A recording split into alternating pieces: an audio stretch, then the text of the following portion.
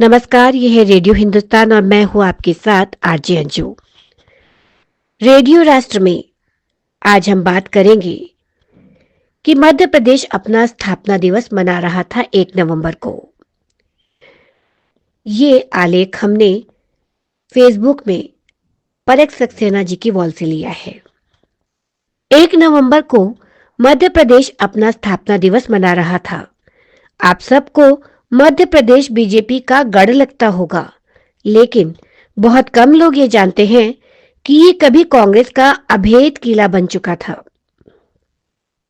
बिहार का जंगल राज तो नहीं, बल्कि उससे मिलता जुलता राज मध्य प्रदेश ने 1993 से 2003 तक 10 साल देखे थे।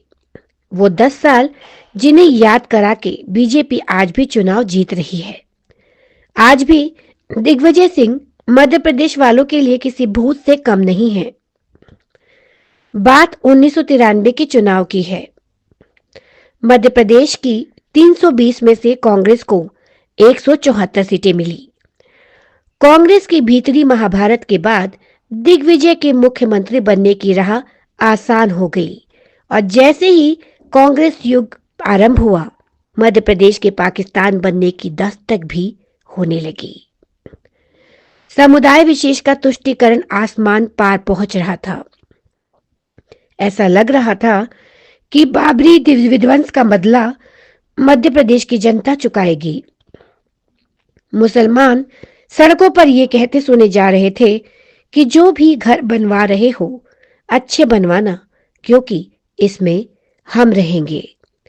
दिग्गी का आधिकारिक बयान था कि सड़कें बनवाकर चुनाव नहीं जीते जाते, बल्कि राजनीतिक प्रबंधन से जीते जाते हैं।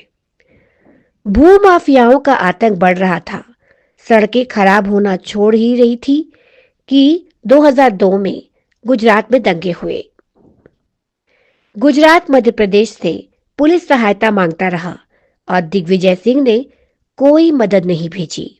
लेकिन वो 2002 अंतिम बार था जब मध्य प्रदेश में कांग्रेस देखी गई थी। 2003 में चुनाव हुए और कांग्रेस सिर्फ 38 सीटों पर ही सिमट गई। वो दिन था और आज का दिन है। कांग्रेस ने आज तक 100 सीटों का आंकड़ा सिर्फ एक बार ही पार किया है और जिसके नाम पर पार किया वो ज्योतिरादित्य सिंधिया भी अब बीजेपी में है। कोई चुनाव हो, बीजेपी जब देखती है कि जीत मुश्किल है तो दिग्विजय सिंह का नाम का प्रयोग करती है। दिग्विजय सिंह जो हैं, उन्होंने बीजेपी को ज्वाइन कर लिया है और दिग्विजय सिंह को वो काली याद है जिसे 2003 के बाद जन्मा बच्चा भी जीना चाहता, क्योंकि वो दिन अब लोक कथाओं तक से मशहूर है। दूसरी ओर कांग्रेस की मजबूरी ये है कि उन 10 सालों में दिग्विजय सिंह ने मध्य प्रदेश में कोई बड़ा कांग्रेसी नेता नहीं उठने दिया।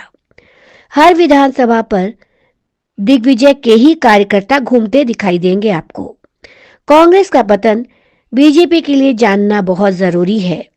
बीजेपी ने शिवराज को हटाकर मोहन यादव को मुख्यमंत्री बनाया हुआ है।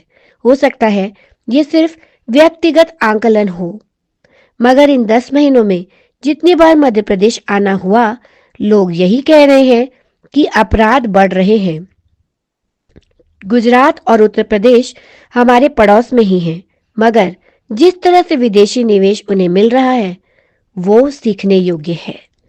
गुजरात और उत्तर प्रदेश का आप प्रशासन देखिए, वहां के इंफ्रास्ट्रक्चर प्रोजेक्ट्स इतने विकसित हो गए हैं जिसकी अभी तक हमने ब्लूप्रिंट भी नहीं बनाई है। वे 2 राज्य सेमीकंडक्टर चिप की फैक्ट्री के लिए निवेशक ढूंढ रहे हैं और हम भूमि अधिग्रहण में ही जूझ रहे हैं। ये बहुत बड़ा अलार्म है, क्योंकि मध्य प्रदेश में बीजेपी अपनी सबसे बड़ी ऊंचाई पर है और ऐसे में कमान एक बेहद कमजोर मुख्यमंत्री के हाथ में है। हर बार दिग्विजय के खौफ से जीत मिल पाए, इसकी कोई गारंटी नहीं है। मध्य प्रदेश को गुजरात या उत्तर प्रदेश की तर्ज पर बढ़ाने की सख्त जरूरत है। इतनी मेहनत से बना किला किसी अन्य पार्टी को भेंट करना महामूर्खता होगी। हो सकता है मोहन यादव नए हैं इसलिए दिक्कत आ रही हो, मगर थोड़ा गति तो देनी ही होगी। उत्तर प्रदेश और गुजरात का नाम मापदंड के लिए प्रयोग किया गया है यहाँ इस आलेख में, तो कृपया प्रांतवाद से इसे ना जोड़े। देश एक ही है, सब अपने हैं, मगर यदि पड़ोसी राज्यों से 2-4 पाठ पढ़ ले तो कोई पाप तो नहीं होगा। इसी के साथ मैं लूंगी अनुमति। रेडियो राष्ट्र में फिर से आपसे मिलूंगी किसी दूसरे विषय पर चर्चा करने के लिए। तब तक के लिए नमस्कार। रेडियो हिंदुस्तान